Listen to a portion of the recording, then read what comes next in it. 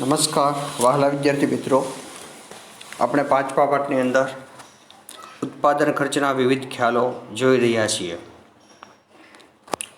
એ પહેલાં સોરી, તમે જે 2 દિવસથી પ્રશ્નોના જવાબ લખીને મોકલો છો એ જોઈ શકાતા નથી. મારે અહીંયા નેટ પ્રોબ્લેમ છે, કંપની ઉપરથી ફોલ્ટ છે, એટલે તમારો લેક્ચર મૂકવામાં પણ મારે તકલીફ પડે છે. બીજા ફોનમાંથી વાઈફાઈ કે કોઈ બીજા વિકલ્પ અપનાવીને તમારો લેક્ચર તો રેગ્યુલર મૂકું છું, પણ તમારા પ્રશ્નો જોઈ શકાતા નથી, એટલે સ્ટુડન્ટ ઓફ ધ ડેની યાદી છે એ જાહેર કરી શકાતી નથી. પણ ખેર, તમે જવાબ મોકલજો. તમારા જવાબ છે એ હું જ્યારે પણ ખુલશે એટલે હું જોઈ લઈશ. અને સિરિયસથી થઈ અને આ બધા લેક્ચર બરાબર ધ્યાનપૂર્વક જોજો, સાંભળજો અને યાદ રાખવાનો, સમજવાનો પ્રયત્ન કરજો. આજે 2 ઓક્ટોબર ગાંધી જયંતિ, મહાત્મા ગાંધીની 151મી જન્મજયંતિ નિમિત્તે આપણે એને વંદન કરીએ. આપણા રાષ્ટ્રપિતા છે, ગઈ સદીના મહામાનવ છે. એની પ્રશસ્તિ કરીએ એટલી ઓછી છે. સત્ય, અહિંસા જેવા અમોઘ શસ્ત્રો આ જગતને જેમણે આપ્યા છે, આખી દુનિયામાં જેની નામના છે, એટલું જ નહીં, એમાં કાંઈક હશે કે માણસને માર્ગે ચાલનારા અથવા તો એને થોડું ઘણું પણ અનુસરનારા લોકો છે, એ પણ મહામાનવોની યાદીમાં આવી ગયા છે. નેલ્સન મંડેલા, દક્ષિણ આફ્રિકાના રાષ્ટ્રપિતા, ગાંધીના માર્ગે આગળ ચાલ્યા. કંઈક એવા નોબેલ પારિતોષિક વિજેતાઓ છે જે પણ ગાંધીના માર્ગે એક વિશ્વ શાંતિના સંદેશાઓ જગતને આપ્યા છે. આલ્બર્ટ આઇન્સ્ટાઈન જેવા મહાન વૈજ્ઞાનિકે ગાંધીજી માટે એટલું કીધું કે કદાચ આવનારી પેઢીઓ એ માનવા તૈયાર નહીં થાય કે આવો હાડમાસનો દેહધારી દુબળો પાતળો કોઈ માણસ, ગાંધી જેવો માણસ એમ આ ધરતી ઉપર વિચરતો હશે. તો રજનીશ કે ઓશો તો એવું કહે કે ગાંધી જેવી પ્રતિભા, એના જેવું વ્યક્તિત્વ પ્રાપ્ત કરવા માટે આ ધરતીએ એ સદીઓ સુધી પ્રતીક્ષા કરવી પડે છે. તો આવી મહાન હસ્તી તમે જુઓ, એના સત્ય, અહિંસા, સાદગી. આપણા છેલ્લા પાઠની અંદર 11મા ધોરણમાં આપણે એ સમજવાનું છે. તમારે આવશે આર્થિક વિચારો જે છે, એમાં ગાંધીજીના આર્થિક વિચારો, ત્યારે આપણે વિસ્તારથી એના વિશે ચર્ચાઓ કરીશું. પરંતુ આજે એમના જન્મદિવસ નિમિત્તે આપણે એને હૃદયથી યાદ કરીએ અને એના સંદેશાઓને યત્કિંચિત જીવનમાં ઉતારવાનો પ્રયત્ન કરીએ. જે સમયે આપણે સંપૂર્ણપણે સત્ય આચરણ કરીએ છીએ, એ સમયે આપણે માઇક્રો ગાંધી બની જઈએ છીએ. ગાંધીને એના અખિલાઈમાં જોવાનું છે. અંતે એક વ્યક્તિ હતા, નો ડાઉટ મહાન વ્યક્તિ હોય, કદાચ આપણને એના વ્યક્તિત્વને જે મર્યાદાઓ હોય, આપણે તો આપણું ગુજુ તો બહુ નાનું છે, બહુ નાનું છે. ગાંધીને સમજવા માટે એટલી, જેને કહેવાય એટલી ઊંચાઈ પ્રાપ્ત કરવી એ બહુ અઘરું છે. એટલે કદાચ એને આપણને દેખાતી એવી નાનકડી ભૂલો ઉપરથી પણ આપણે સ્ટેટમેન્ટ આપીએ કે એના વિશેનો નકારાત્મક ખ્યાલ બાંધીએ તો એ પણ ખોટું છે. એને આપણે અખિલાઈમાં જોવાના છે. ગાંધી એક મોટી ઘટના છે વ્યક્તિ કરતાં પણ, અને એ રીતે આપણે એને સમજવાના છે. સત્યનો ખ્યાલ જોવો એનો. હરિશ્ચંદ્ર નાટક જોયું અને એને થયું કે આહા, સત્યમાં આવી તાકાત છે અને સત્યમાં ખરેખર આવા કષ્ટો આવતા હશે. જગતને અહિંસાનો પાઠ આપ્યો, સાદગી, સાદું જીવન. એનું જીવન એ જ એણે એક જ લીટીમાં કીધું, સિમ્પલ લિવિંગ, હાઈ થિંકિંગ. મારું જીવન એ જ મારો સંદેશ. કેટલો મોટો વિચારો, જીવન એ જ સંદેશ, મારે કંઈ કહેવાનું નથી એમ કહે છે. સંપત્તિવાળા માટે એને કીધું, સમજ્યા? માણસની જરૂરિયાતો છે એટલી સીમિત રાખો કે આપણી જરૂર, દરેક માણસને એની જરૂરિયાત જેટલું કુદરત આપે છે, પણ એના લોભને સંતોષી શકાય એટલું નહીં. આ જે કાંઈ સંપત્તિ છે એ બધા માટે કુદરતે આપી છે, અને એ સંપત્તિનો બધાએ સમુચિત ઉપયોગ કરવાનો છે. એટલે તો એણે ધનિકોને પણ ટ્રસ્ટીશીપનો સિદ્ધાંત આપણે જોવાના છીએ. ટ્રસ્ટી બનીને આ સંપત્તિ સમાજમાંથી મળી છે તો સમાજના હિતાર્થે વાપરવાની છે, એવો સંદેશ એણે આપ્યો છે. એટલે ગાંધીજી એ ખૂબ જ મહાન વ્યક્તિત્વ, આપણા દેશનું, ભારતની ઓળખ એક ગાંધીના દેશ તરીકે દુનિયામાં થાય તો એ એમને આભારી છે. આ મહામાનવને આપણે એમની જન્મતિથિના દિવસે સાચા હૃદયથી યાદ કરીએ. હવે આપણે આગળ ખર્ચના ખ્યાલો, ટૂંકા ગાળાના ખર્ચના ખ્યાલો, એની અંદર આપણે સ્થિર ખર્ચ, જો સ્થિર ખર્ચ, પછી અસ્થિર ખર્ચ, અને હવે આવ્યા છે કુલ ખર્ચ. સ્થિર ખર્ચ કોને કહેવાય? ઉત્પાદન વધે, ઘટે કે શૂન્ય થાય, જે ખર્ચમાં કોઈ ફેરફાર ન થાય, સ્થિર ખર્ચ. સ્થિર ખર્ચની રેખા કેવી છે? એક્સ ધરીને, આડી ધરીને સમાંતર છે, બરાબર? TFC, ટોટલ ફિક્સ્ડ કોસ્ટ, સ્થિર ખર્ચ. પછી જોયું અસ્થિર ખર્ચ. ઉત્પાદન વધતા વધે છે, ઉત્પાદન ઘટતા ઘટે છે, ઉત્પાદન શૂન્ય થાય તો ખર્ચ પણ શૂન્ય થાય, એવા ખર્ચને અસ્થિર ખર્ચ કહેવાય. તો અસ્થિર ખર્ચની વિભાવના, એનો અર્થ, એની આકૃતિ સહિત સમજ આપણે લીધી. અસ્થિર ખર્ચ નો વિસ્તૃત ખ્યાલ સમજ્યા પછી માર્શલે એને ક્યાં નામે કીધું? મુખ્ય ખર્ચ તરીકે એને ઓળખાયું છે. ઉત્પાદન 0 હોય તો જે ખર્ચ પણ 0 થઈ જાય. ઉત્પાદનની સાથે જ એમને સીધો સંબંધ છે, એ અસ્થિર ખર્ચ છે. હવે કુલ ખર્ચ બહુ હેલું છે, આ બેને ભેગા કરો એટલે કુલ ખર્ચ. કુલ સ્થિર ખર્ચ, ઉત્પાદનની સાથે કુલ ખર્ચને સંબંધ છે, કાર્યકાળ સંબંધ છે. ઉત્પાદન વધે છે તો કુલ ખર્ચ વધે છે. કુલ ઉત્પાદન વધારે થાય ત્યારે કુલ ખર્ચ પણ વધારે થાય. પેઢીના જે સ્થિર ખર્ચ અને અસ્થિર ખર્ચ છે એ બંનેના સરવાળાને કુલ ખર્ચ તરીકે ઓળખવામાં આવે છે. બહુ હેલું છે. કુલ ખર્ચ કોને કહેવાય? તો કુલ સ્થિર ખર્ચ વત્તા અસ્થિર ખર્ચ. ખાલી એટલું લખો, સ્થિર ખર્ચ વત્તા અસ્થિર ખર્ચ બરાબર કુલ ખર્ચ. જો સૂત્ર રૂપે આપ્યું છે TC, ટોટલ કોસ્ટ, કુલ ખર્ચ, બરાબર કુલ સ્થિર ખર્ચ TFC, total fixed cost, plus કુલ અસ્થિર ખર્ચ એટલે કે TVC, ટોટલ વેરિયેબલ કોસ્ટ. ઉત્પાદન વધતા સ્થિર ખર્ચ સ્થિર રહે છે. તો આપણે જોયું સ્થિર ખર્ચની રેખા આડી ધરીને સમાંતર છે. વધતા વધતું નથી, ઘટતા ઘટતું નથી, શૂન્ય થાય તો પણ ખર્ચ યથાવત રહે છે. ઉત્પાદન ખર્ચ, સ્થિર ખર્ચ છે એ સ્થિર જ રહે છે, એટલે એને ઉત્પાદન વધે તો એમાં ફેરફાર થતો નથી. જ્યારે અસ્થિર ખર્ચ છે એ ઉત્પાદન વધતા વધે છે અને શરૂઆતમાં ઘટતા દરે વધે છે, પછી એ વધતા દરે વધે છે.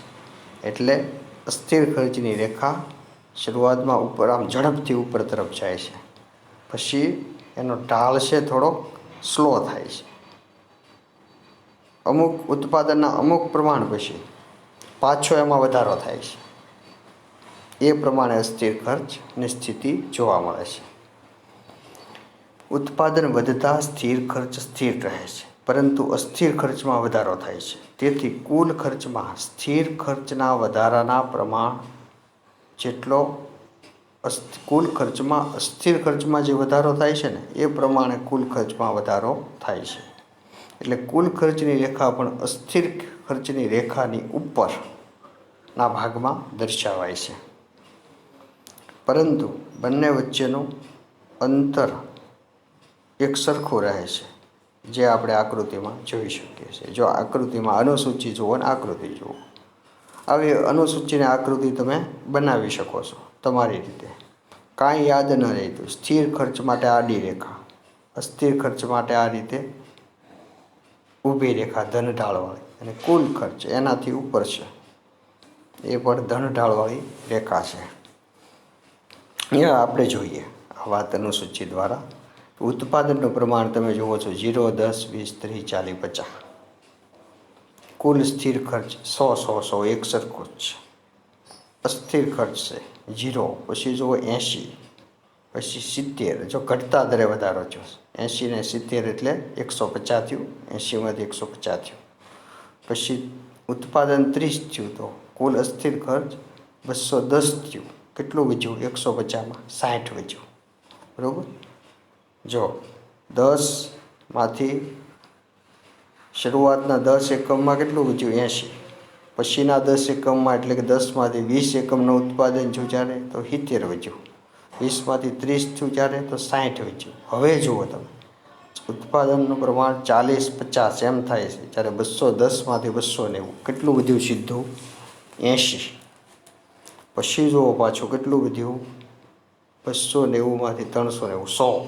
એટલે આ રીતે અસ્થિર ખર્ચ છે એ શરૂઆતમાં ઘટતા દરે વધે છે, પછી વધતા દરે વધે છે. એટલે શરૂઆતમાં એ ધીમી ગતિએ આધાર ધન તરફ જાય છે, પછી સીધો આમ ઉપર તરફ જાય છે. તો આ વાતની સમજ આપણે આકૃતિ તમે જોઈ શકો છો. આકૃતિમાં એક્સ ધરી ઉપર શું બતાવ્યું છે? ઉત્પાદનનું પ્રમાણ. ત્રણેય ખર્ચો એમાં આવી ગયા છે. અહીંયા છે ઓ 10, 20, 30, 40, 50 એ ઉત્પાદનનું પ્રમાણ બતાવ્યું છે. બરાબર. એક્સ ધરી આડી ધરી ઉપર અને ઓ વાય ઊભી ધરી ઉપર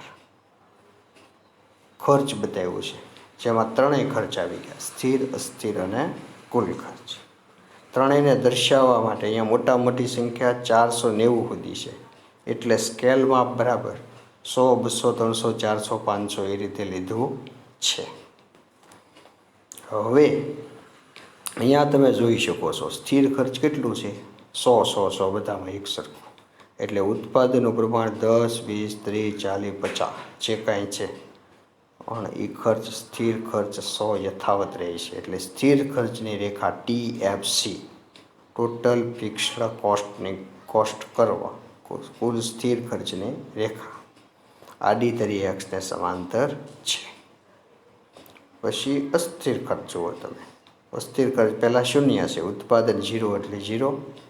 પછી કેટલું થાય છે? ઉત્પાદન 10 છે જ્યારે અસ્થિર ખર્ચ 80 છે. એટલે જો આ 100ની નીચે છે પહેલું બિંદુ અસ્થિર ખર્ચની રેખા. પછી કેટલું થાય છે? 150. તો 150 20 એકમ 150 એટલે 100 અને 200ની વચ્ચે બિંદુ છે જો અસ્થિર ખર્ચની રેખા. પછી 210 થાય છે 30 એકમ એટલે જો સહેજ 200થી ઉપર છે, 210 જી લખ્યું છે. તો એ રીતે અસ્થિર ખર્ચ એ TVC, કુલ અસ્થિર ખર્ચ રેખા, ટોટલ વેરિયેબલ કોસ્ટ કર્વ, અને આ બેને ભેગા કરીએ એટલે કુલ ખર્ચની રેખા બને છે.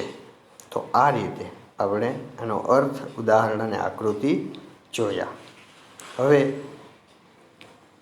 આના જે તારણો કાઢવામાં આવ્યા છે, 4 તારણો કાઢ્યા છે.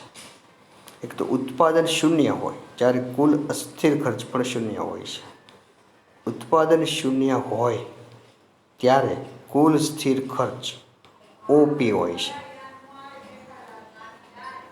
ઉત્પાદન શૂન્ય હોય ત્યારે કુલ ખર્ચ OP હોય છે.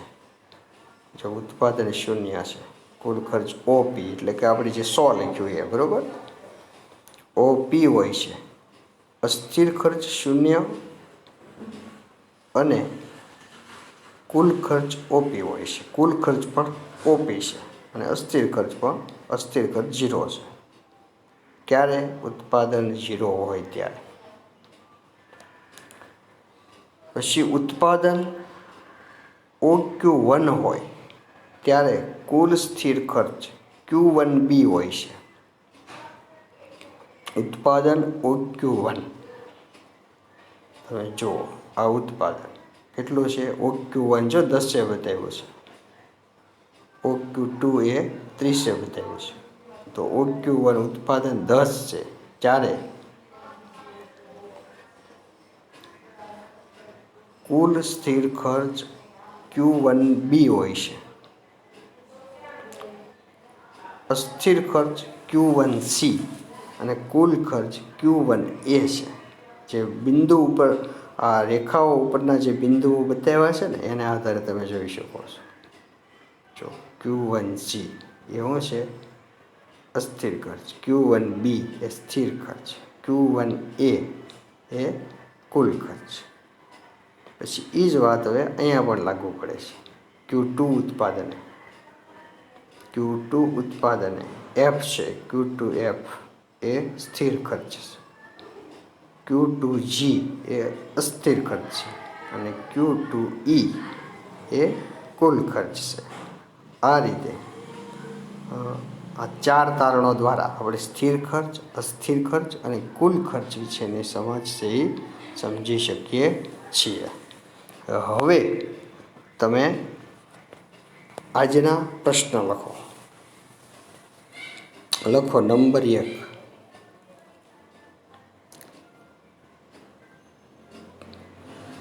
કુલ ખર્ચનો અર્થ અને સૂત્ર લખો. કુલ ખર્ચનો અર્થ અને સૂત્ર લખો. બરાબર. નંબર 2. બે જ પ્રશ્ન આપું છું. બીજો પ્રશ્ન છે કાલ્પનિક અનુસૂચિ બનાવો અને એના આધારે આકૃતિ દોરો. ટેક્સ્ટમાં છે એનાથી જુદી તમને હું લખાવું છું. લખો. જો આ કોઠો છે ને આની જેમ 4 ભાગ પાડો તમે. પહેલું ઉત્પાદનનું પ્રમાણ, પછી કુલ સ્થિર ખર્ચ, કુલ અસ્થિર ખર્ચ અને કુલ ખર્ચ. બરાબર. હવે એમાં લખો ઉત્પાદનનું પ્રમાણ 0 છે, જ્યારે કુલ સ્થિર ખર્ચ 50 કરો 100 ને બદલે. જો કુલ સ્થિર ખર્ચમાં 50 લખી નાખો. ઉત્પાદનના પ્રમાણમાં 0, 10, 20, 30, 40 ને 50 એ પ્રમાણે લખી નાખો. સ્થિર ખર્ચમાં 100 ને બદલે તમે 50 લખી નાખો.